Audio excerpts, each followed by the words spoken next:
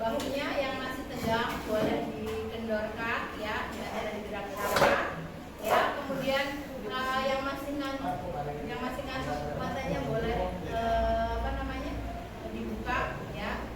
Kemudian sekarang sudah semua fokus ke depan, sudah rileks duduknya, sudah nyaman semua. Nah, sekarang kalau sudah nyaman, kita pejamkan mata sebentar dan menarik nafas ya, supaya kondisi kita lebih fresh lagi dan segala apapun beban yang ada di pikiran kita keluarkan sejenak ya, untuk merefresh diri kita, supaya nanti ketika kita mau menerima materi yang diberikan oleh Bapak Ibu guru, kita lebih fokus untuk menerima materinya. Oke, silakan. Sekarang pejamkan mata sebentar, tapi tidak boleh tidur ya, nanti kebablasan tidur. Oke, pejamkan mata sebentar sambil atur nafasnya ya, tarik 3 detik, lalu hembuskan lagi pelan-pelan, terus tarik lagi sampai 3 kali ya. Oke, silakan, boleh dimulai.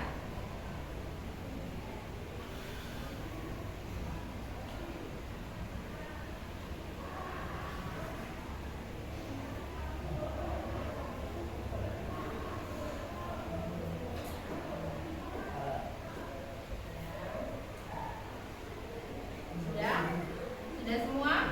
Sudah. Ada yang main-main tadi saya lihat. Ya, tujuannya apa? Nah, ini untuk merefresh diri kita supaya kita lebih refresh. Misalnya kita sudah seharian nih, dalam kegiatan belajar mengajar, mungkin ada kita merasa penat, merasa bosan, merasa jenuh. Nah, dengan teknik seperti ini itu akan membantu kita untuk lebih merefresh pikiran kita. Dengan cara tadi, dari dulu posisi ternyaman, kemudian setelah itu kita atur pernapasan kita, pejamkan mata kita untuk kita merasakan hadir sepenuhnya berada dalam ruangan ini ya. Karena ketika ketika kita konsentrasi itu dipengaruhi apa? Dipengaruhi oleh oksigen yang mengalir di dalam otak kita. Kalau oksigen yang mengalir di otak kita itu terbatas, maka kita mudah lelah ya, mudah mengantuk, sehingga konsentrasi kita jadi tidak maksimal, terganggu ya. Jadi itu tujuannya. Oke, baik. Nah, sekarang saya akan balik ke materi ulang ya. Ada error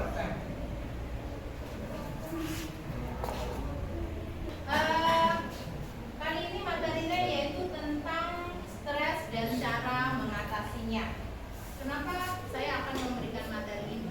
Tujuannya adalah supaya anak-anak sekalian itu paham tentang stres itu tuh yang seperti apa ya. Kemudian kalau sudah tahu, sudah paham stres itu yang kayak bagaimana, nanti harapannya ketika kita suatu saat menghadapi hal seperti itu, kita tahu bagaimana cara mengatasi dan punya solusi untuk mengatasi hal tersebut ya. Nah, sebelumnya saya akan tanya dulu nih, ada yang tahu nggak stres itu tuh apa sih sebenarnya? Boleh tangannya? Nggak didenda, salah. beban pikiran. Hah? Beban pikiran. Stres, beban pikiran. Oke, ada lagi yang lain? Stres itu apa? Nggak didenda, jangan takut ya. Jangan takut salah, kita belajar, kita sama-sama belajar. Ya, Juliando. Tiba-tiba bad mood. Oke, boleh. Ada lagi? Stres itu yang kayak mana? Cewek-cewek ini tadi Radit, Juliando sudah aktif. Yang lainnya, Dana. Yang lainnya, Tupi. Gila. Kayaknya belum deh. Kalau stres itu masih jenis gangguan ya. Kalau gila itu sudah ke penyakit. Ya, penyakit gangguan. Ya, stres ini baru jenis gangguan. Oke, ada lain? Ada yang lain yang mau mengungkapkan pendapatnya ya? Indra? Hah? Gangguan mental. Sebenarnya dari semua yang sudah ungkapan oleh teman-teman kalian itu merupakan apa? Gejala ya, gejala atau ciri-ciri. Bisa gangguan stres ketika berkepanjangan tidak ditanggulangi itu akan menjurus ke gangguan mental atau menjurus ke penyakit kejiwaan ya. Jadi sudah dikatakan tadi sama Radit, apa Radit tadi stres? Banyak beban pikiran, itu salah satu penyebabnya. Juliando tadi apa? Tiba-tiba bad mood. Nah, di sini akan kita kupas ya.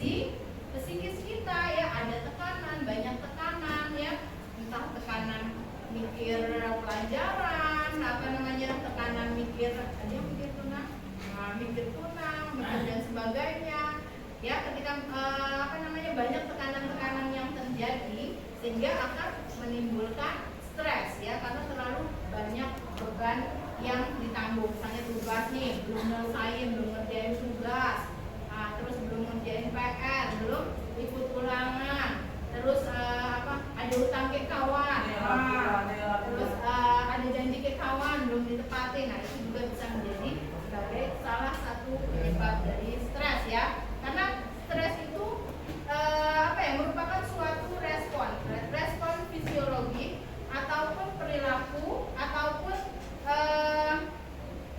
terhadap stresor, hal yang dipandang sebagai menyebabkan tekanan atau gangguan keseimbangan ya, baik secara internal maupun eksternal ya. Jadi sumbernya stres itu bisa dari dalam diri kita sendiri ataupun dari luar ya. Kemudian apa sih faktor-faktor yang menyebabkan stres itu? Ya, ada beberapa faktor di sini ya. Ada yang pertama, faktor lingkungan di mana tempat kita tinggal ya, yang atau berada, yaitu disebut juga sebagai faktor internal atau faktor eksternal di lingkungan tempat kita berada, entah lingkungan sekolah, kemudian ataupun lingkungan rumah, lingkungan tempat kita bermain, lingkungan tempat kita nongkrong dan sebagainya. Kemudian yang kedua yaitu faktor fisiologis, yaitu terkait dengan kondisi tubuh kita ya, keadaan kondisi tubuh kita. Misalnya ketika tubuh kita merasa tidak nyaman, tidak enak badan ya, sering pusing ya, itu juga bisa menjadi salah satu faktor ya, faktor yang menyebabkan kita stres ya. Misalnya kok sering ngantuk, saya sering ngantuk, cepat lelah ketika mengerjakan sesuatu, baru sebentar saja udah lelah, belajar baru sebentar sudah lelah ya, mengerjakan hal-hal lain baru sebentar sudah lelah. Kadang itu membuat kita tidak maksimal dalam mengerjakan sesuatu, tidak bisa mencapai target, akhirnya bisa juga menimbulkan stres ya. Kemudian berikutnya adalah pikiran kita, yaitu tentang bagaimana cara menginterpretasikan dan menentukan perubahan yang terjadi dalam diri kita ya. Karena ini sering dikatakan, yaitu misalnya ketika kita punya target tertentu ya, ingin mencapai hal-hal tertentu, sudah melakukan secara maksimal, tapi ternyata hasilnya tidak sesuai dengan ekspektasi yang kita harapkan. Nah, itu juga bisa menimbulkan stres juga ya, bisa terjadi stres juga seperti itu. Kemudian selanjutnya yaitu tentang gejala stres. Gejalanya gimana sih kalau stres itu? Di sini ada 3 ya, ada 3, yaitu pertama gejala fisiologis ya. Biasanya kalau gejala fisiologis itu ditandai dengan adanya gangguan-gangguan pada kondisi fisik kita ya. Misalnya kalau orang lagi stres, biasanya denyut jantungnya itu lebih cepat ya, dia irama denyut jantungnya itu akan bergerak lebih cepat ya. Kemudian juga banyak keringetan, misalnya nih ujian, langsung keringetnya jagung-jagung keluar semua ya. Terus keringetnya lambur keluar dari itu karena tadi kondisi dalam kita pada stres. Atau keringet dingin, kededep tadi, tapi kededep nak maju takut nggak bisa, atau dia buat masalah dipanggil ke BK, langsung kededep nggak bisa jadi itu ya. Kemudian pernafasan nampaknya juga sering terenang ya, ngep-ngep bahasa ya, atau sebaliknya nih terganggu atau terasa tegang ya. Jadi kalau kita stres, kondisi tubuh itu tegang nggak? Tegang ya semuanya, kan kededep tadi, jadi ikut semuanya, mulai dari belakang leher ini. Biasanya kita kalau sudah stres kan kayak banyak beban di sini ya, berat ya.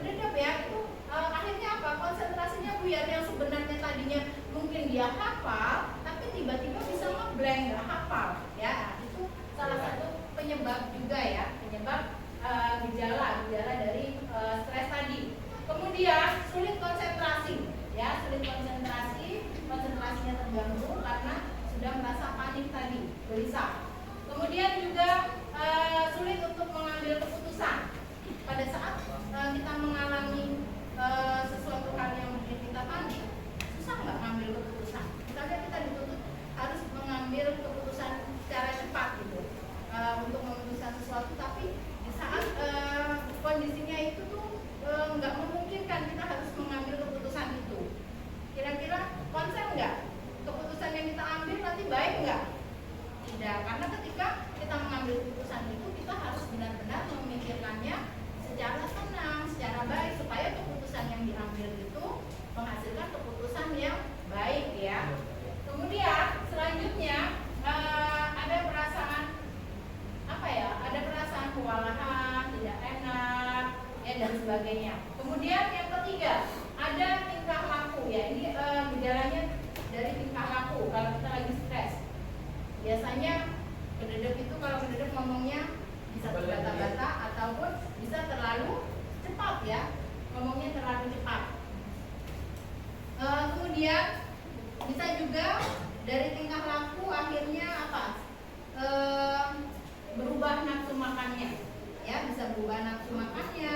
Kemudian juga kadang ada anggota-anggota tubuh tertentu yang secara otomatis bisa tahu bergerak sendiri, goyang-goyang sendiri. Misalnya kalau lagi cemas, kakinya digoyangkan, tangannya digoyangkan, atau tangannya seperti ini. Nah itu salah satu gejala juga yang bisa dilihat dari tingkah laku ketika seseorang itu mengalami stres ya.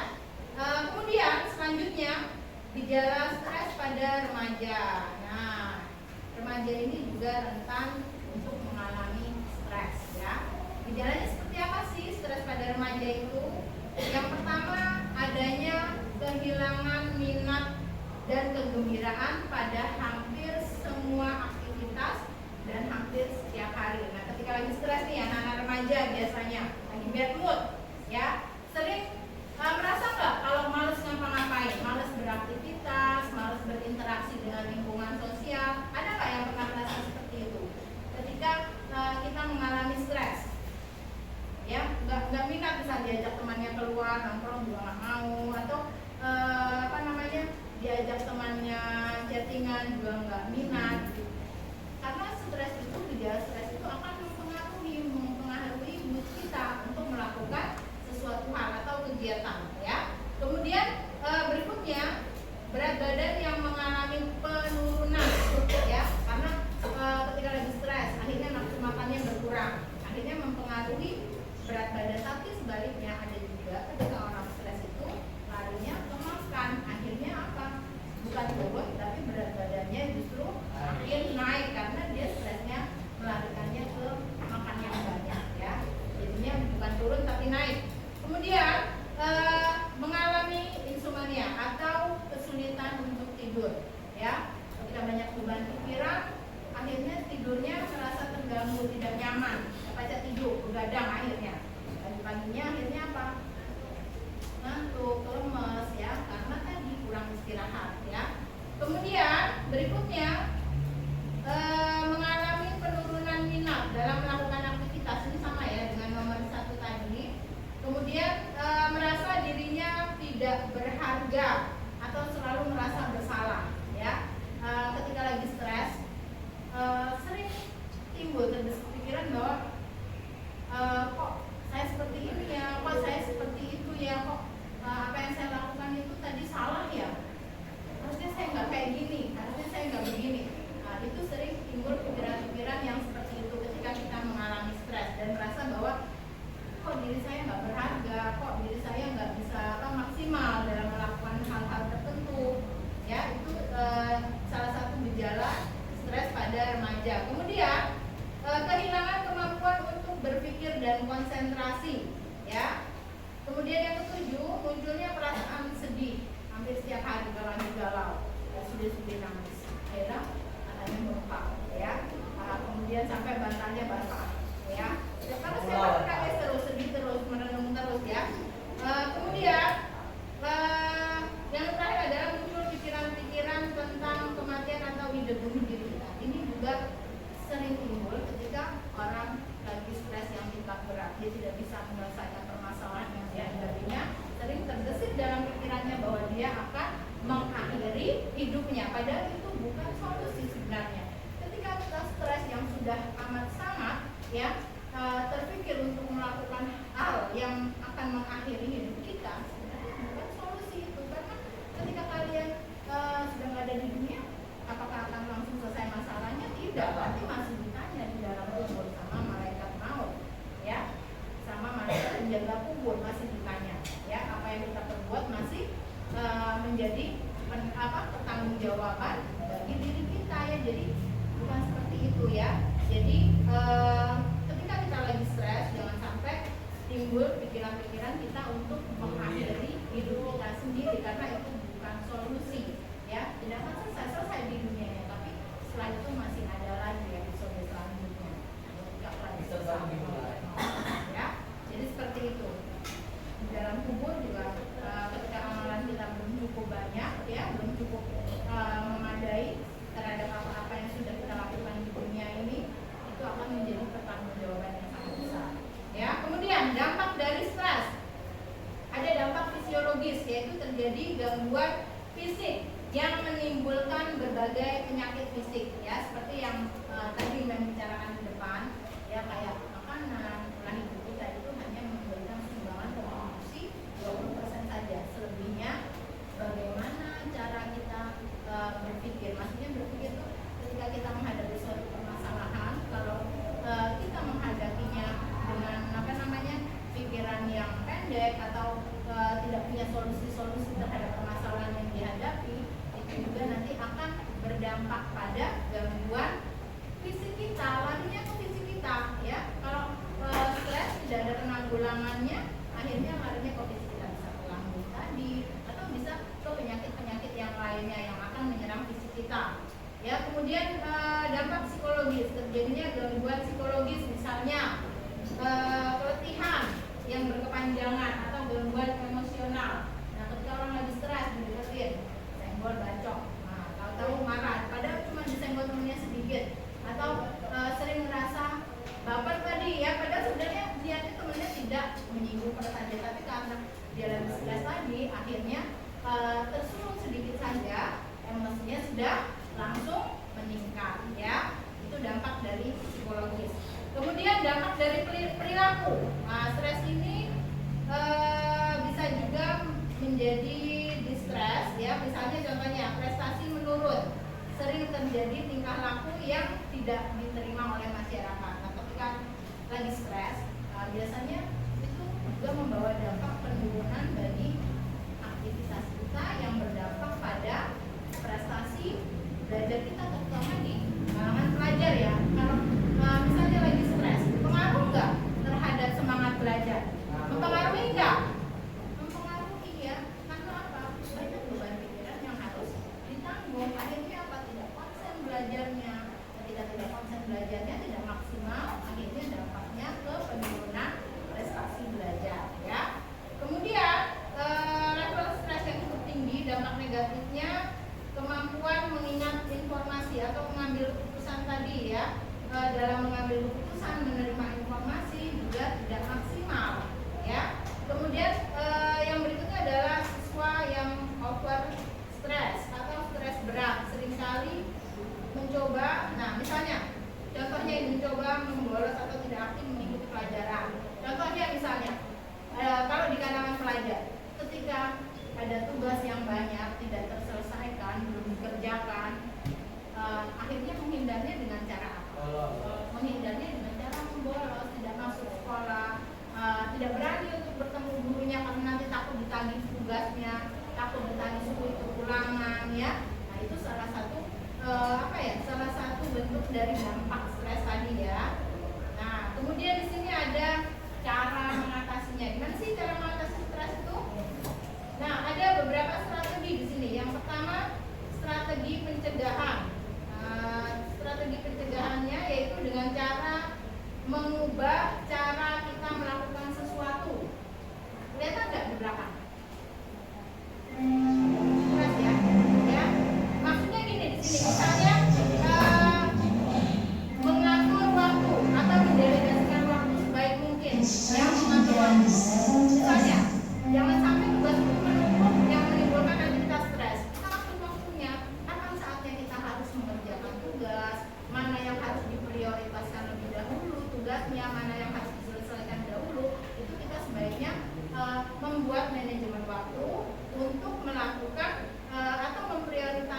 tugas-tugas atau hal-hal yang mau dilakukan mana dulu yang harus dilakukan segera, yang urgent mana dulu, ya supaya kita nanti tidak kacau untuk melakukan aktivitas selanjutnya ya. Kemudian yang kedua, menyiapkan diri untuk menghadapi stressor dengan cara, ya ini bisa dengan cara exercise, olahraga ya ketika kita menghadapi stres ataupun menghadapi sesuatu permasalahan yang membuat kita stres, bisa dengan cara olahraga, melakukan olahraga yang disenangin, kemudian kegiatan-kegiatan yang kita senangin, ataupun ada juga yang melakukan diet ya, diet misalnya membatasi makanan-makanan ya yang sekiranya makanan itu membuat kita stres ya.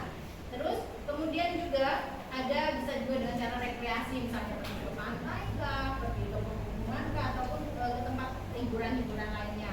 Ada juga dengan cara meditasi ya, dengan cara yoga dan sebagainya. Itu bisa mengembalikan kondisi kita lebih refresh lagi. Misalnya contoh, salah satu tadi yang kita lakukan itu juga bisa sebagai salah satu cara stop tadi, teknik stop bisa digunakan sebagai salah satu cara ketika kita untuk menangani stres yang ringan ya, bisa dengan seperti itu supaya kita tidak terlalu jenuh, misalnya sudah seharian kegiatan. Untuk merefresh kembali pikiran kita bisa dilakukan dengan teknik stop tadi ya. Kemudian yang ketiga adalah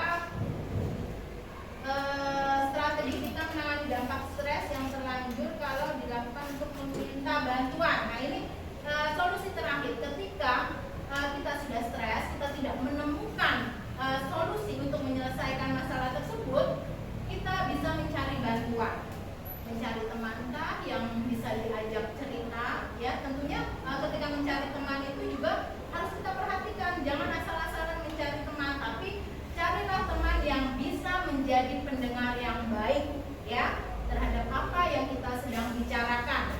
Terus kedua, bukan hanya sebagai pendengar yang baik saja. Kedua, pilihlah teman yang bisa dipercaya ya, jangan nanti kita cerita atau lagi diceritain ke orang tahu gali-gali ya, itu malah tidak menemukan solusi tapi akan menambah permasalahan ya. Jadi pilih teman yang bisa menjadi pendengar yang baik. Kemudian yang kedua, dia bisa dipercaya. Kemudian yang ketiga, dia bisa bersikap netral ya. Maksudnya netral ketika kita bercerita permasalahan kita tidak memihak ke kita ataupun memihak ke orang lain, tapi bisa memberikan solusi yang terbaik ya.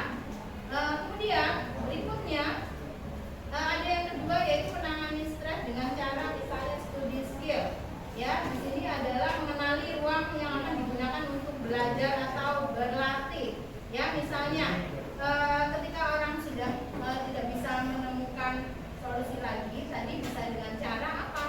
Mencari bantuan. Mencari bantuannya, misalnya saya punya permasalahan, bagaimana nanti saya mau mengikuti ujian, saya cukup stres, tidak bisa menghadapinya. Nah, solusinya seperti apa? Apakah meminta bantuan tadi kepada pihak yang lebih berkompeten, misalnya dengan cara mencari guru privat ya, mencari psikolog, mencari konselor yang bisa membantu permasalahan yang sedang dihadapi ya. Kemudian juga di sini adalah dengan cara apa? Mengendalikan emosi, pikiran, kemudian persiapan secara fisik dan ini mempelajari reaksi yang sangat menolong untuk segera mengatasi permasalahan yang dihadapi ya. Oke, mungkin itu yang bisa saya sampaikan untuk pertemuan kali ini. Ada pertanyaan atau ada yang mau di-share? Boleh, silakan.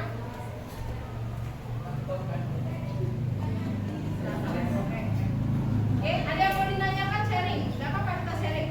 Mungkin dari kalian ada, saya kalau mengatasi stres dengan cara seperti ini. Nah, kita bisa membagikan apa yang kita, pengetahuan yang kita miliki ke orang lain. Siapa tahu apa yang kalian share itu nanti bisa menjadi solusi bagi orang lain. Selama ini ada nggak? Iya, kamu gimana? Siapa namanya? Kalau lagi stres apa yang dilakukan?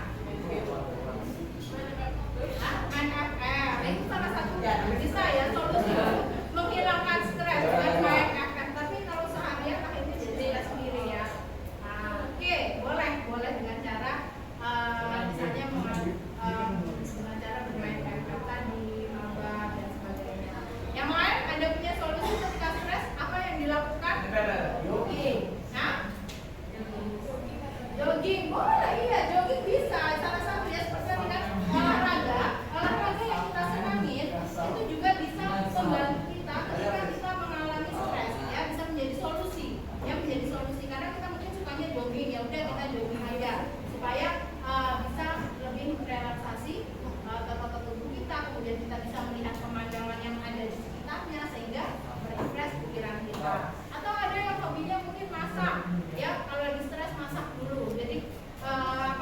melakukan stres akhirnya menjadi happy, setelah masak menjadi senang, perasaannya moodnya menjadi jauh lebih baik. Atau sebaliknya, ketika lagi stres ada yang suka nyanyi, teriak-teriak sendiri. Orang stres. Iya, menyanyikan lagu-lagu galau. Nah, misalnya itu juga bisa membantu ya. Yang pasti ketika kita mengalami stres, kita punya solusi yang menurut diri kita itu baik bagi diri kita, tidak apa-apa kita lakukan. Kecuali kalau kita sudah tidak bisa lagi nih, misalnya sudah cari solusi sudah melakukan hal-hal yang menyenangkan, tapi ternyata masih kepikiran, masih stres juga. Makanya kita butuh mencari apa? Bantuan, ya bantuan orang baik untuk bisa mengatasi permasalahan yang kita hadapi kepada pihak-pihak yang lebih berkompeten, misalnya seperti konselor, psikolog, ya pihak yang berkompeten dalam membantu menangani permasalahan yang kita hadapi kalau kita sudah tidak bisa menemukan lagi solusinya. Seperti itu ya. Oke, ada pertanyaan lagi? Ini harapan saya ke depannya nanti untuk kalian lebih memahami tentang materi stres itu apa. Saya akan memberikan tugas untuk kalian nanti ya untuk membuat tulisan atau artikel pendek yaitu mengenai stres itu yang seperti apa menurut kalian dan bagaimana cara mengatasi ketika kita sedang mengalami stres ya. Tugasnya kelompok saja ya. Saya akan bagi 5 aja ya, 5 kelompok saja. Saya akan bagi 5 kelompok. Berhitung aja ya 1 sampai 5. Nanti sesuai kelompoknya masing-masing.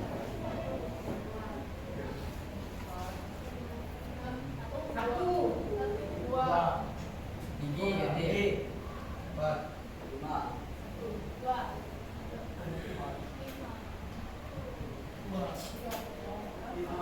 Kamu udah belum tadi?